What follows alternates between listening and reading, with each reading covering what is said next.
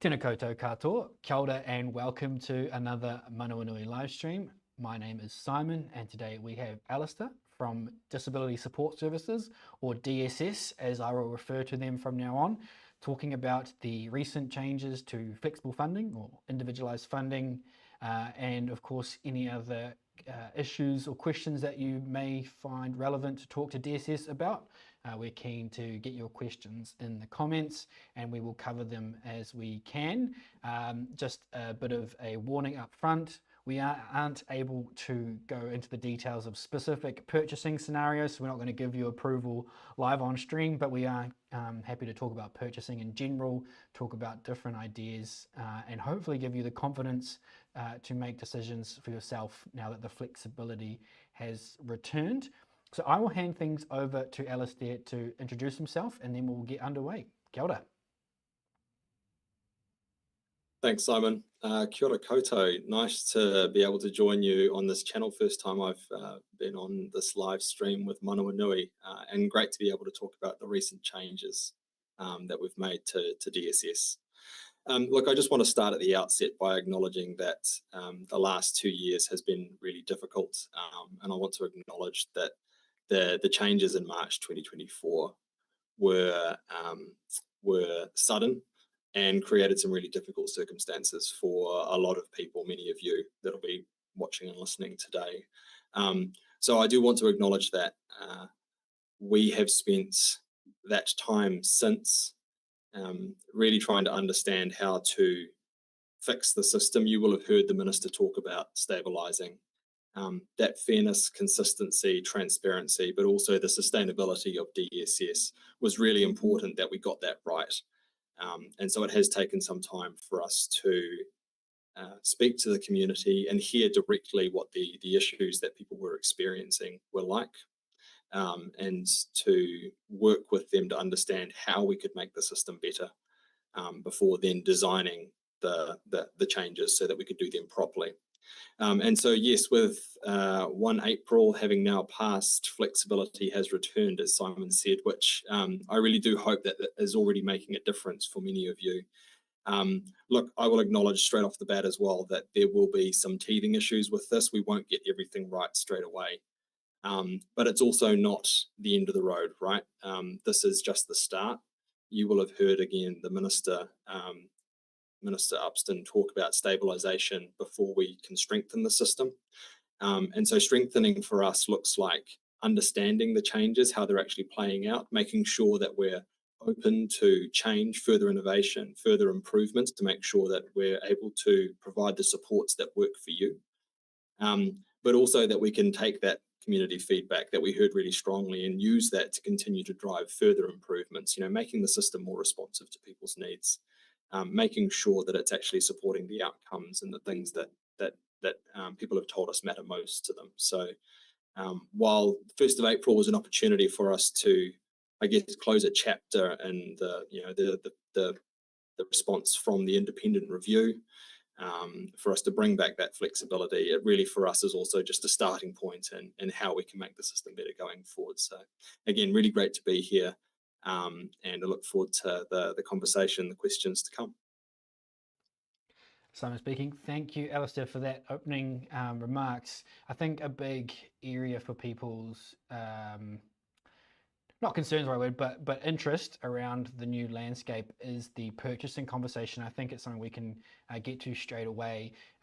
People are coming to us with a large number of purchases they're interested in making, and not all of them meet the criteria for pre-approval. So I'd really like to just talk to that notion of this flexibility, putting a lot of the purchasing decision-making with the person who has the funding. So is there something you want to just kind of follow on to talk about that the changes to flexibility and that increased autonomy or authority to make those decisions themselves around purchases?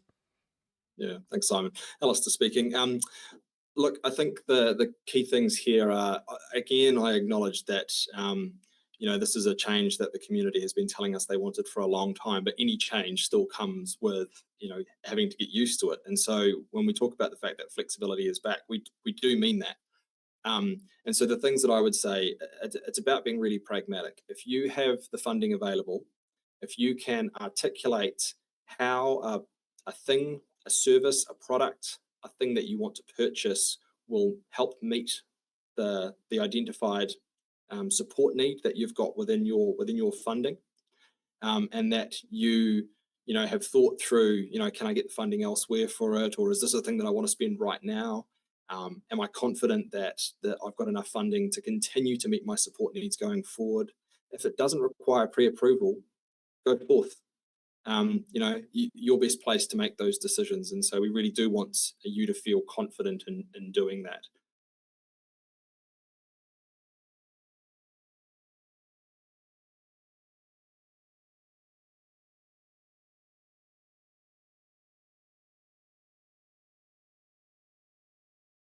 No, Alistair speaking. No. So again, you'll have things that you're needing to purchase on a regular basis, right? And that might be someone coming into your home to provide personal cares, household management, those kinds of things. Of course, those are absolutely fine. But yep, there'll be items that you might want to purchase repeatedly. If something's looking a little bit unusual, so one of the examples I often give, it's a bit dangerous sometimes giving examples because they seem trite, or they become the rule, but I often give an example around respite. 1 week or month respite might look like having someone come and support you in the home so that you can get out and have a bit of a break yourself. But another month, the respite might look like having the lawnmower come in to get the lawns done so that the backyard's tidy, safe, the kids can go out and use that sort of thing. Now, if we started to see the lawn mowing come in on a regular basis, we might want to have a think about, is it meeting a disability support need? It might well be. Or is it there because of something else that's going on?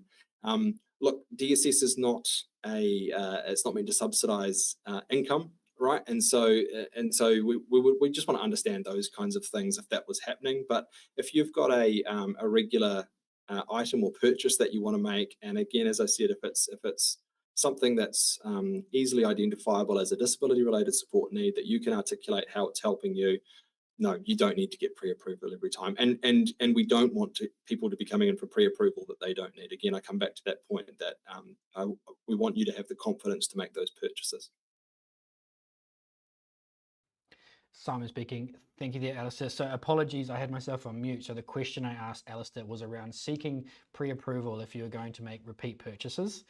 So hopefully you kind of understood that was the question based on his answer. But then this is relevant as well. Dwayne then asked, we'll just bring the question up. So what purchases will NASCs be looking at to possibly reduce their funding allocation in the reassessment? Now, this is a topic people are a bit concerned about, but can we discuss the possibility of reassessments and adjustments to people's fundings based on purchases? Because I do think there is a bit of misunderstanding out there about what's going to happen at the end of their allocation. Sure. Absolutely. Alistair speaking again. And I do want to acknowledge that I think that question comes from 2 years of that exact worry. You're worrying about how NASCs are going to consider allocation and the impact of the funding restrictions and things like that coming in. So I do want to acknowledge that that comes from a very real place. Look, people have got an allocation that was made for a particular reason. You get to make the decisions about what best meets your needs. That's also not a strict liability approach, right? You might purchase something that you find doesn't really work for you. You might put in place support that you decide later, actually, I want to take a different approach. That's okay. We don't want people to feel like they're going to be punitively responded to by NASCs for having made those decisions. Where we will have an interest is in particularly large purchases, and so that's one of the areas that there's a pre-approval requirement. And so if you're making a large purchase that spends a lot of your allocation up front, that might be absolutely fine, but it might also mean that you then don't have the funding available to access the regular supports that maybe you'd intended or envisaged that you were going to get in the outset. And so the conversation then isn't about reducing allocation. At reassessment, it might be about, okay, so how has that decision worked? is that funding or is that support that you've put in place still the case? Is it still working? Or are we taking a different track? And I also want to say again, we don't have, in terms of DSS, the system, we don't have a need to reduce funding. We don't have a need to reduce allocations or budgets. The government has invested heavily in DSS in the last 2 years. I think our funding over those two budgets is $2.1 billion more. And that was because of the changes that we've put in place to try and give confidence to the system and to government that we actually can afford what we're doing. And we do want to see that funding go to use. So there's no imperative on NASCs to try and reduce allocations. So you should feel confident that you can make those purchasing decisions. And if you're unsure about something, absolutely speak to your host first. It's not something that automatically means that you're going to see some sort of reduction next time around you go back to the NASC, not at all. Simon speaking. Wonderful, Alistair. Hopefully that's made people feel a little bit lighter at home. Cherie has a question around respite, particularly around expanding on where the cost of respite is directly received or who accesses it. Prior to these changes, respite needed to be directly related to the disabled person. But could you provide a little bit of guidance around how people might broaden the scope of how people use that respite? The example she used is paying for accommodation for her as the carer outside of the home, and so that family members could come into the home to provide respite. Is there something you can expand on there?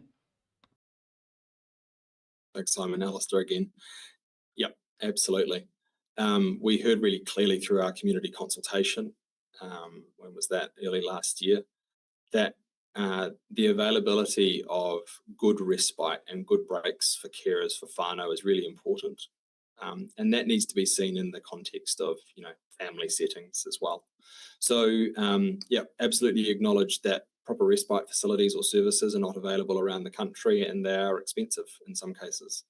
And so with flexibility returning, it leaves the opportunity for you to make a decision about what works best. And if that's you getting a motel for a night so that someone else can come into your home, and that someone could be a formal respite provider, it might be your auntie from around the corner, something like that. Absolutely, that is available there for you. The main thing, and again, this comes back to that pragmatism I talked about earlier, the main thing is that you can describe how it provides the support to you. If you can say that this is the thing that's going to give me the break, go forward, have a go. Simon speaking. Wonderful. Thank you. A question here from Sharon. She said, can you please confirm who assigned the tier levels to existing IF users? Alistair speaking. DSS did that in the first instance.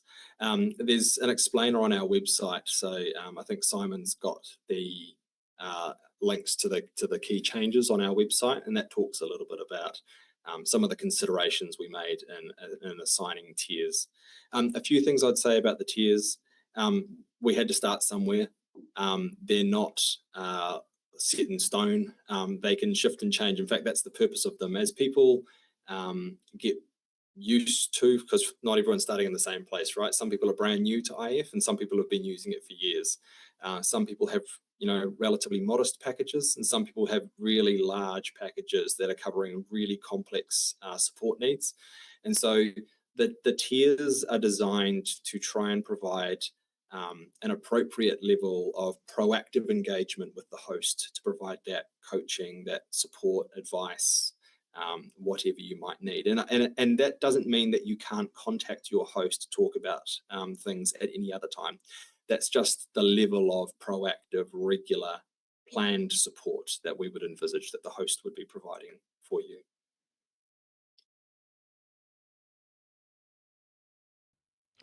Simon speaking. Thank you. So I'm just making through. Just to preface, there is a huge number of comments and questions coming through. So if I miss it, apologies. I'm not trying to do it on purpose. I'm just trying to make sure that we have a good conversation and hit all the important ones.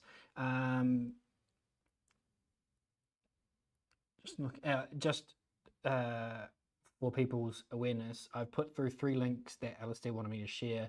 One is the main page for the flexible funding changes. The other one is the question and answers on the website, and then the last one is the community newsletter, which if you haven't signed up for, I encourage you to sign up for. It is almost as good as the newsletter that we put out. I'll just make sure that I get a shout out to ours. But it is very helpful to keep up with the information coming out from DSS, and as we keep saying, please look at their website for all of the up-to-date information. I think now, Alice, is a good time to just talk about the future for flexible funding. Now that we've got to the point where these changes have been put in place and people are starting to experience the flexibility, what is the sort of short and long-term focus for DSS for flexible funding? Sure, thanks, Simon. Alistair speaking.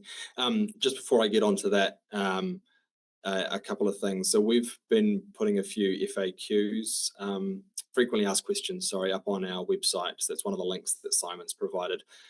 We get a lot of questions about similar types of things that have been discussed today. And so we've started putting out more scenarios, trying to describe some of the circumstances that people come to us and saying, how would I use my support in this way? So I do encourage you to have a look on the website and have a look through those, because they provide a lot of the kind of the responses to, can I use it for this? Can I use it for that we're experiencing? In terms of what's next, as I said, 1 April was kind of the end of a chapter, but we know that we'll still need to spend some time making sure that the changes are well embedded, well understood. There will be things that we haven't quite got right, so we'll need to tweak those over time. I know that we're getting a few niggles through. One area is some concerns around the approvals for claims through, if you've got carer support, through Health New Zealand. We're actually just in the midst of providing them some further guidance as well to support them in the way that they process claims. Useful to say there as well that the considerations that they have around payment of claims is the same as hosts. So the flexibility is still there. The pre-approval levels are largely the same. The reasons for pre-approval are the same. So generally, the rule is if it can be described or articulated as a disability-related support need, then it should be paid, it should be approved. One of the other questions that we do get as well is how you can use that funding if you've got, say, carer support, you've got some IF for personal cares, you've got some IF for respite. The answer to can I use it flexibly across those is yes. Unfortunately, at the moment, you still have to go through the separate claim processes, one through your host and one through Health New Zealand. But yes, you can use that flexibly across all of those services to meet the need that you've got. And that's exactly why, sorry, this is a rough segue back. That's exactly the kind of thing that we'll be looking at over the next little while to make sure that the changes are working for people, that we understand the kinds of decisions that people are making, because that's what will help us improve services into the future. Fair to say we didn't have a very good handle on what works or what was working, or what kinds of decisions people made if given the choice previously. And so we want to understand that, because that's what will enable us to identify gaps in services, things that we can do better as well. Over the next little while, then we'll be starting to work more on our program to strengthen DSS. Again, we heard really clearly from the community in our consultation the things that matter most to disabled people. We know that there are still, we know that there are still gaps in services. We know that DSS's role alongside other agencies that provide disability supports isn't clear. We know that the system isn't particularly enduring, right? We don't have any sort of foundational legislation or anything like that. And so there's things like that where we could set out the purpose of DSS more clearly. We want to talk to the community again off the back of that last consultation to say, we think that there are different types of services that we could offer, perhaps ones that aren't fully commissioned and not fully flexible, where you have to take on the responsibility of managing your budget, but we could provide something that gives you a lot more choice and flexibility in the things that matter to you. And we can talk to, we want to talk to the community about what those services would look like. We want to improve things like our feedback mechanisms. We want to make sure that there's good processes for when you want to make a complaint, or if things aren't working for you, that we're responsive to that and that we use that to inform system improvements going forward. And I'm really interested to understand how the system could support people earlier, or support people to do things like, again, not to say that this is the end point for everyone, but employment. And it's really fantastic to see employment being talked about a lot more, and opportunities to work with employers and give disabled people a foothold within the workforce. But for some people, they'll need a little bit of ongoing support to maintain employment, or we might need to support them through different types of transitions and life stages. And the system's not particularly responsive and doesn't understand well how to do that. So I think there's ways that we could make that better, and overall improve the service and the support that we provide to disabled people and their whānau and carers as well. So those are the kinds of things that we'll be focused on going forward. Simon speaking. Wonderful. A few questions. I think we can get through them quickly. Julie said, are the NASCs approving the carer support purchases, or do they continue to seek approval and process their claims via the email and sector ops? Alistair speaking. Through sector ops, that's Health New Zealand. Yep. So the claims still go through there. For those that need pre-approval, sector ops will refer that to the NASC for a conversation, but you still process through the same way. Simon speaking. Wonderful. Catherine said, for complementary therapies which were approved by their host prior to these changes and have been ongoing, do I need to seek reapproval from my host? Alistair speaking. You shouldn't need to seek reapproval. Reapproval? The goal is not to create another burden. If you've already got approval on these things, they're in your erstwhile plan, keep going. And again, it should be a very easy thing if for some reason the host does query it, but you shouldn't need to seek reapproval for those. Really important as well to note that that's another area where we've had questions about what kinds of therapies might need pre-approval. We've put some information again up on our website in the FAQ section. And I know in speaking to Simon, Manawanui uses, I think you referred to the allied list of therapies as a starting point. It's a good guide. Look, not everything is a complementary therapy. Although Health New Zealand has a quite a comprehensive list, we're really interested in those things where a person might be expected to have a sort of a specialist referral or assessment or a clinician's recommendation, particularly things that require, again, just as an example, physical manipulation, where there might be a health and safety component or a piece of equipment that you might want to consider. So those are the kinds of things we're looking for generally. But do check that FAQ guide on the website as a good guide, as a starting point. Simon speaking. Thanks, Alistair. This is a question from Sharon, and I think you can kind of retouch on what you talked about in terms of your next steps and priorities. But Sharon's question is, why are the people within DSS who have the authority to make decisions not accessible to us? Thanks, Simon. Look, Alistair here. Hopefully, this is an example, here I am, of how we're trying to change that. So look, I've been doing quite a lot of community forums like this. We will do another round of consultation. I attended almost all of the physical workshops last time round. Look, I'm just one guy though.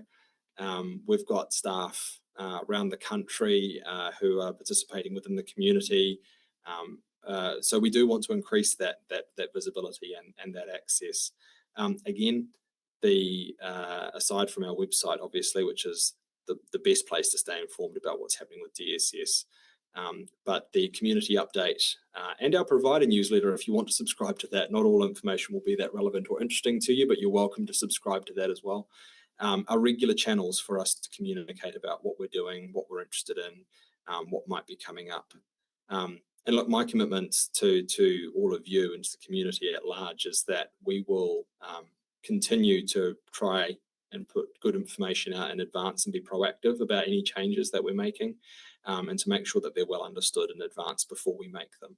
And we want to do that through things like the community consultation to make sure that the community's voice is a part of how we design those services. Simon speaking, thank you. A couple of questions around the new assessment process. There was mentioned that potentially the timeline for current IF users to begin the reassessment process with their NASC and get a My DSS funding plan might come forward from that October date. Is that something you can provide some more information on? Alistair speaking. Yeah, sure. When we had to go to government to get approval for these changes, we indicated that we wanted to pause the regular reassessments through until October. That was just to give us a bit of time to make sure that the changes were working as intended, that we were able to make any tweaks, embed them properly, all those kinds of things. Really clear message from the NASCs, though, is that they would like to restart those regular reassessments earlier. And that's just so that they can make sure that they're being as responsive as possible to disabled people's needs. We know that people's lives don't stand still; your circumstances will change, and so we want to be able to be sure that we account for that. Now that we've implemented the new assessment approach, we're going through an initial sort of review period. I'd expect that will last for the next sort of 4 to 6 weeks, and then we'll pause and have a think about where we're at. If things are going well and we're feeling confident, the NASCs have said to us they're standing very by to start those reassessments earlier. So we'll keep the community updated before we do that and let them know how things are going so that people have got time to prepare. Simon speaking, thank you, Alison. And the other question on the plans, at the time of assessment, who decides what is written in the plan? Do the NASCs write up the plan, or is the disabled person in the whānau included in that plan approach? Alistair speaking. I think the answer is both. So the plan comes from a conversation with your NASC or your EGL site if you're in one of those regions. It comes from a conversation. It comes through the assessment process that the NASC then does to provide a funding allocation. And from that conversation, it should be really clear what the funding is there to do. The plan is a tool that should be provided to the disabled person, their whānau or carers as well, that they can look at it and say, yep, that reflects what we talked about, that reflects my support needs as I understand them. And then once that's done, then it can be shared with a host. It's something that we would encourage people to have at home. We've put some of the templates on our website as well, so you can see as you're coming into either as coming into the system, or if you're going through that reassessment, you can prepare for that assessment conversation. There's some templates there that have the questions that the NASCs will use and enable you to, you can scribble on it, you can write one down, you can fill it out on a computer if you want to. You can print it out, do whatever you like with it. You can have it there as your own record. That's the same thing that the NASCs will be using. And then the funding plan, again, will give you an idea of how that information will be recorded, so you can have a bit of an idea about what to expect. Simon speaking. Thanks, Alistair. We're really close to wrapping things up. Final question. What happens when we think something should be approved as a disability support, but the host disagrees? What is the escalation pathway? Through your NASC in the first instance. So I do expect, again, noting things are new. We won't get all of this right, but unless it's something that requires pre-approval, we generally wouldn't expect there to be, a disagreement about what this thing is, or can I do it?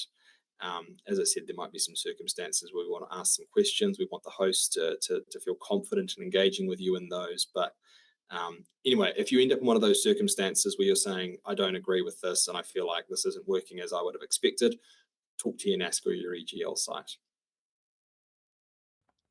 Simon speaking. Thank you, Alistair. So we have come to 5 o'clock now. There's lots of comments and questions that we weren't able to get to. There are a few that were just kind of comments that were addressed for Alistair to take on board. So for those people, I will just provide a bit of a summary and give Alistair those comments directly, and he can possibly provide a response in which I'll share with everybody.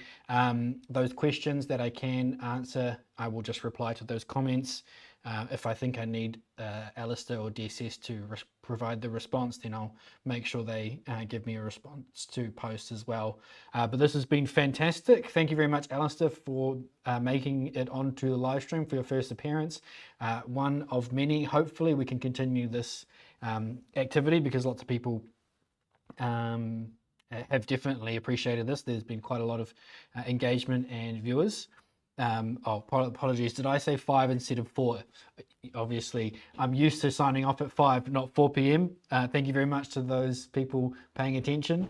Final comments from you, Alistair, before we wrap things up. Thanks, Simon. Alistair speaking again. Look, just to say thank you for the opportunity. I would say thank you for the patience, but I know that might feel a bit contrived given the community has been waiting for so long for these changes. So I appreciate the engagement, all of the feedback that we get.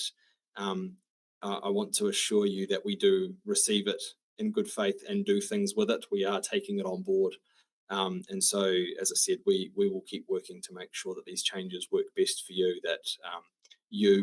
that hosts, that NASCs have the information you need to be able to ensure that the supports are working. And I'm really looking forward to further consultation and engagement out in the community and getting face-to-face with people again very soon. So, ngā mihi kia koutou.